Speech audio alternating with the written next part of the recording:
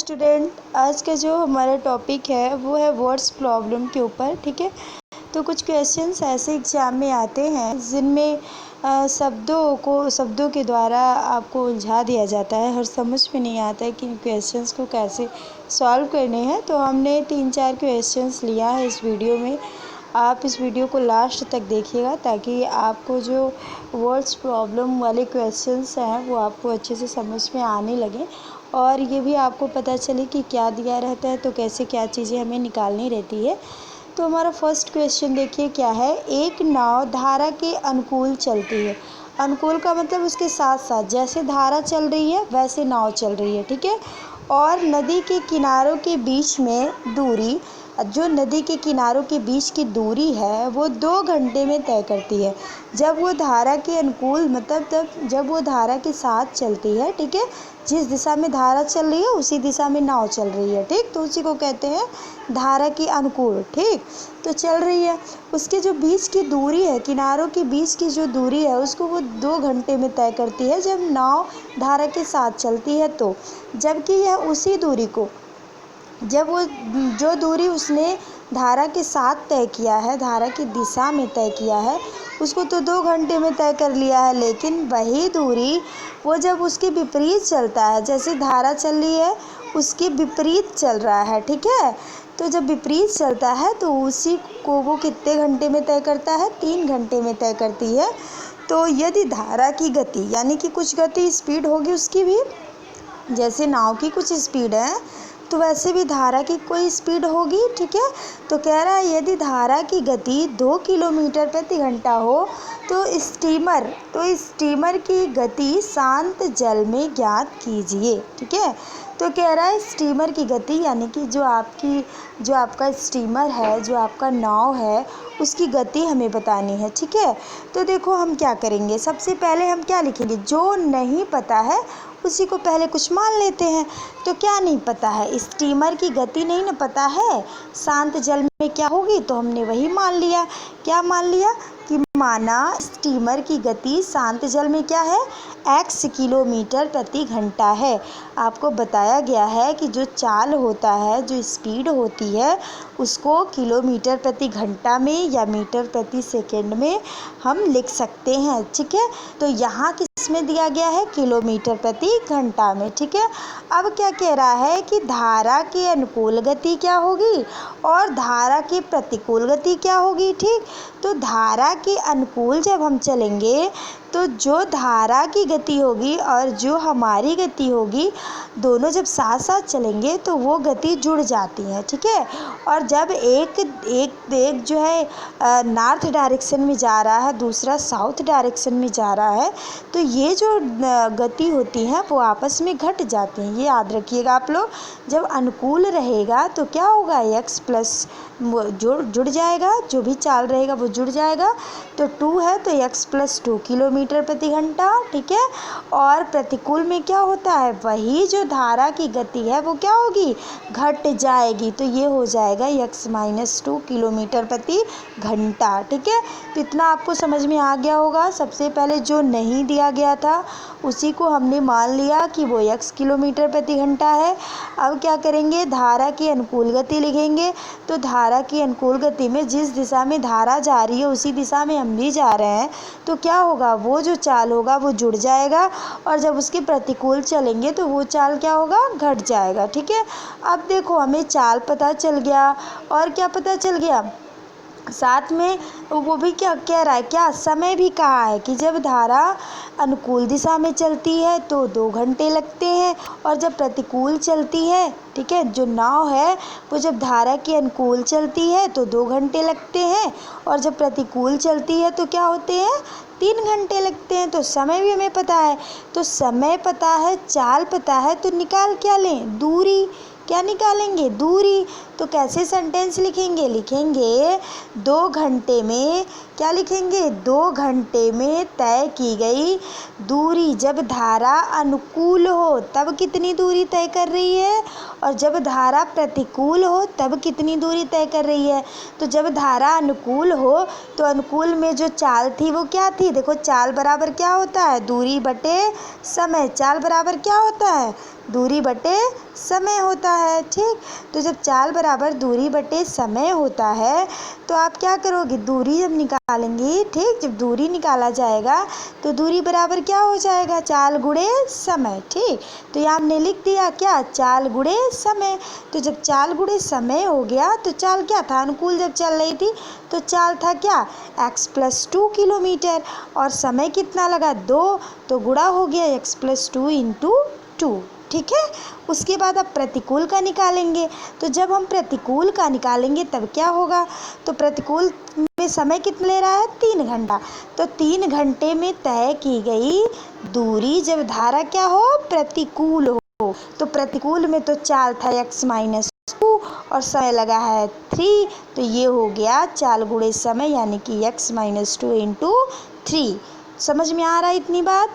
अब हमारा क्वेश्चन क्या कह रहा है, जो नाव के बीच की दूरी है वो तो समान ही है ना, या तो नाव क्या करे, धारा के अनुकूल चले, या नाव क्या हो, धारा के प्रतिकूल चले, लेकिन दूरी तो क्या है, समान। तो हम क्या लिखेंगे, चूँकि दूरियां समान है, तो जब दूरियां समान है तो हमने जो 2 दूरी निकाला है उनको भी आपस में क्या लिखेंगे, बराबर लिखेंगे। यहाँ हो जाएगा x+2 × 2 और इधर हो जाएगा x-2 × 3। ठीक है, तो अब सॉल्व करते हैं तो ये हो जाएगा 2x+4 और ये हो जाएगा 3x+6।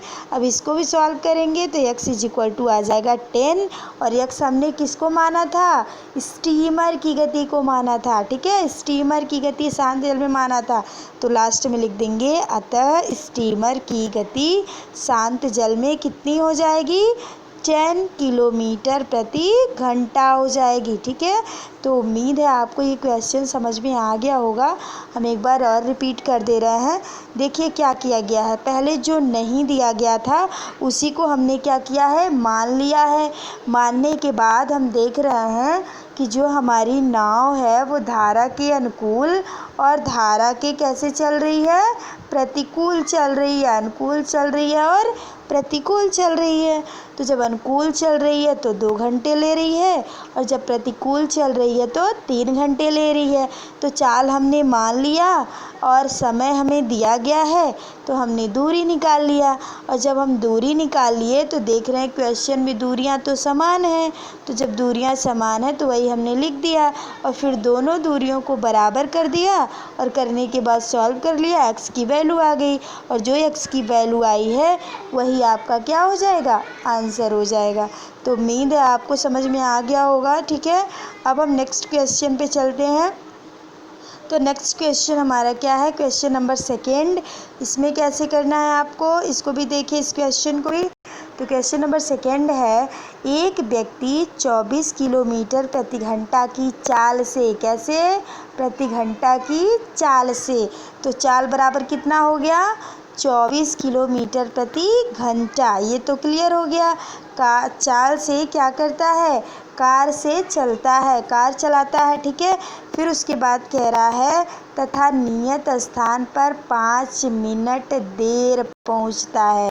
कैसे पहुंचता है, 5 मिनट देर। कब, जब वो किस स्पीड से चला रहा है, 24 किलोमीटर प्रति घंटा की स्पीड से चला रहा है, तो वो 5 मिनट क्या हो रहा है, देर पहुंच रहा है। ठीक, आगे क्या कह रहा है, आगे क्वेश्चन देखिए, यदि वह 30 किलोमीटर प्रति घंटा, अब किससे चले, 30 किलोमीटर प्रति घंटा, 30 किलोमीटर प्रति घंटा की चाल से कार चलाता है तो वह नियत, तो वह क्या, तो वह नियत स्थान पर कब, 4 मिनट पहले पहुंच जाता है। ठीक, कैसे पहुंच जाता है? 4 मिनट पहले। तो आपको क्वेश्चन समझ में आ रहा होगा कि 24 किलोमीटर प्रति घंटे की चाल से चल रहा है तो 5 मिनट देर पहुंच रहा है, लेकिन जैसे ही उसने अपनी स्पीड बढ़ा दी यानी 30 किलोमीटर प्रति घंटा कर दी तो वह क्या है? 4 मिनट पहले पहुंच जा रहा है। तो कह रहा प्रस्थान बिंदु से नियत स्थान की दूरी ज्ञात करिए। हमें निकालना क्या है? दूरी। तो सबसे पहले हम मान लेते हैं ना कि क्या है? दूरी जो है वो क्या है? x kilometre. किलोमीटर ही क्यों? क्योंकि दूरी को मीटर, किलोमीटर इसमें ही तो मापा जाता है। तो चाल हमारा किस में? किलोमीटर प्रति घंटा में है, तो हम दूरी भी किस में लेंगे? किलोमीटर में लेंगे। ठीक है, अब देखिए करना क्या है। तो सबसे पहले हम मान लेते हैं कि माना प्रस्थान बिंदु से नियत स्थान की, वही सेंटेंस लास्ट वाला पकड़िए और उसी को x मान लीजिए, y मान लीजिए, आपकी मर्जी, जो आप मानना चाहें उसको मान सकते हैं। ठीक है, अब यहाँ ये हो गया कि x किलोमीटर हो गया। अब देखो हमें पता चल गई दूरी और यहाँ दिया हुआ है चाल, दिया तो है समय भी, लेकिन समय में देखो ये कह रहा है 5 मिनट देर और 4 मिनट पहले, यानी कि समय में कुछ डिफरेंस है कि नहीं है? तो हम उसके हिसाब से निकालेंगे पहले समय और फिर समय के द्वारा जो हमारा क्वेश्चन पूछ रहा है उसको निकालेंगे। ठीक है, तो क्या किलोमीटर तो एकदम कंफर्म है, तो हमने किलोमीटर ले लिया, साथ में दूरी मान लिया। देखो जो माना जाता है वो एक लिया जाएगा और जो इसमें से दिया गया है और क्लियर दिया गया है उस चीज़ को लिया जाएगा। उन दोनों की सहायता से तीसरी चीज़ निकालेंगे, फिर तीसरी की सहायता से जो पहले हम मान के चले हैं उसको निकालेंगे। ठीक, यही काम करना रहता है। तो देखो अब क्या करेंगे? अब निकालेंगे 24 किलोमीटर प्रति घंटा की चाल से x किलोमीटर दूरी तय करने में लगा समय। तो समय बराबर क्या होता है? समय बराबर होता है दूरी बटे चाल। ठीक है, तो ये हो जाएगा दूरी बटे चाल। तो दूरी को हमने क्या मान रखा है? x, और चाल कितना लगा है? 24, तो ये हो जाएगा x बटे 24। ठीक, समझ में आ गया होगा। अब हम निकालेंगे कि 30 किलोमीटर के हिसाब से क्या होगा। तो 30 किलोमीटर प्रति घंटे की चाल से x किलोमीटर दूरी तय करने में कितना समय लगेगा? तो समय देखो, दूरी तो वही है, x है। ठीक है, और किलोमीटर में आपका जो ये दिया गया किलोमीटर प्रति घंटा चाल जो दिया है वो बढ़ गया है। ठीक है, अब कितना चाल है? तो ये है 30 किलोमीटर प्रति घंटा। ठीक है, तो यहाँ देखिए आप, तो ये हो जाएगा x बटे 30, सॉरी यहाँ जो है 30 होना चाहिए, ये बाय मिस्टेक x बटे 20 हो गया है, ये x बटे 30 होगा। ठीक है, x बटे क्या होगा? 30 होगा। ठीक, अब देखिए अब हमें समयों का अंतर लेना है। समयों का अंतर क्या है? एक में तो 5 मिनट देर है और एक में क्या है? 4 मिनट पहले है। ठीक, तो 5 मिनट देर 4 मिनट पहले, अब जब डिफरेंस लेंगे तो 9 मिनट आ रहा है। कितना आ रहा है? 9। ऐसे घटा नहीं देना, घटाना है लेकिन डिफरेंस एक कम में एक ज़्यादा में, तो जो कम वाला है वो जुड़ जाएगा। तो ये हो जाएगा क्या आपका, जब माइनस करेंगे तो वो माइनस माइनस जुड़ जाएगा, तो जुड़ जाएगा दोनों टाइम, यानी 5 मिनट 4 मिनट कितने मिनट हो गए? 9 मिनट। तो यहाँ समयों का जो डिफरेंस है वो 9 मिनट है। तो समयों जो हमने समय अलग अलग निकाला है, x/24 और x/30, इन दोनों को घटा देंगे इज इक्वल टू 9 मिनट। अब देखो ये जो हमने समय निकाला है वो तो घंटे में निकाला है और यहाँ दिया किस में है? मिनट में। तो मिनट को क्या करेंगे? घंटे में कन्वर्ट करने के लिए 60 से क्या करेंगे? डिवाइड कर देंगे। ठीक, तो जब 60 से डिवाइड किए तो ये आ गया क्या? हमने ऐसे ही रखा, इसको सॉल्व किया तो 5x - 4x upon 120 is equal to 9/60 और x की वैल्यू निकाला तो x की वैल्यू आ गई 18, यानी कि जो प्रस्थान बिंदु से नियत स्थान की दूरी है वो कितनी है? 18 किलोमीटर। ठीक है, तो समझ में आपको आ गया होगा। अब हम लास्ट क्वेश्चन देखते हैं और वो भी इम्पॉर्टेंट है और वो काफ़ी अधिक, इन सबसे भी इम्पॉर्टेंट वो वाला क्वेश्चन है। ठीक है, तो आप उस क्वेश्चन को देखिए। थर्ड क्वेश्चन हमारा क्या है? कह रहा है कि एक व्यक्ति, ये भी क्वेश्चन है तो सेकंड वाले की तरह ही कुछ, लेकिन ये थोड़ा सा अलग है। एक व्यक्ति 10 किलोमीटर की दूरी, क्या 10 किलोमीटर की क्या दूरी, ठीक, किसी चाल से, चाल नहीं पता, किसी चाल से, क्या कह रहा है, किसी चाल से तय करता है। यदि वह अपनी चाल में कितनी वृद्धि कर ले, 0.5 किलोमीटर प्रति घंटा की वृद्धि कर देता है, तो उसे यह दूरी तय करने में 1 घंटा कम लगता है। कितना लगता है, 1 घंटा कम लगता है। ठीक है, फिर कह रहा है व्यक्ति की प्रारंभ में चाल ज्ञात कीजिए। ठीक है, तो देखो क्या करेंगे, सॉल्यूशन में पहले ही वही लिखेंगे। क्या लास्ट में कहा ना, व्यक्ति की प्रारंभ में चाल ज्ञात कीजिए। तो व्यक्ति की प्रारंभ में चाल क्या हो जाएगी, देखो कैसे सॉल्व करेंगे इसको। तो मान लेंगे पहले x क्या मान लेंगे, x मान लेंगे। ठीक, माना व्यक्ति की प्रारंभ में चाल क्या है, x किलोमीटर प्रति घंटा। ठीक, अब देखो 10 किलोमीटर की दूरी किसी चाल से, तो 10 किलोमीटर की दूरी चलने में लगा समय, क्या निकालेंगे, समय की बात कर रहा ना, कम हो रहा है ज़्यादा हो रहा है। देखो यहाँ कह रहा है कि अगर स्पीड बढ़ा देता है तो समय क्या हो जाता है, कम हो जाता है। ठीक, तो समय ही निकाल लेते हैं। माना व्यक्ति की प्रारंभ में चाल x हो गई, 10 किलोमीटर दूरी चलने में लगा समय हो गया दूरी बटे चाल।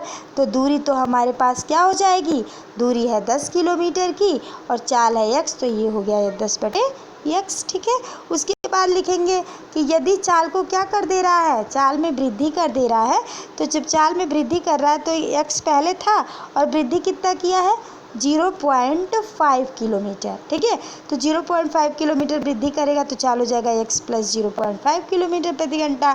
अब फिर दूरी तो वही है ना, 10 ही किलोमीटर वाली दूरी है ना, दूरी तो घटी बढ़ी नहीं ना है।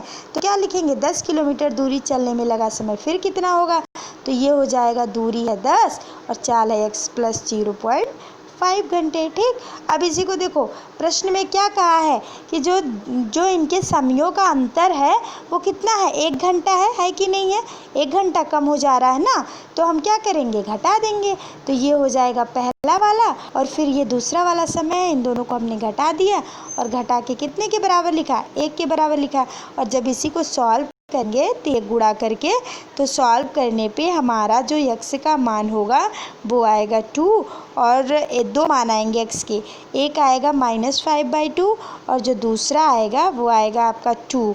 तो -5/2 दूरी संभव नहीं है, नहीं ले सकते, निगेटिव नहीं होगा, इसलिए जो व्यक्ति की चाल होगी वो 2 किलोमीटर प्रति घंटा हो जाएगा। ठीक है, उम्मीद है आप लोग को समझ आ जाएगा। ठीक है, आ गया होगा।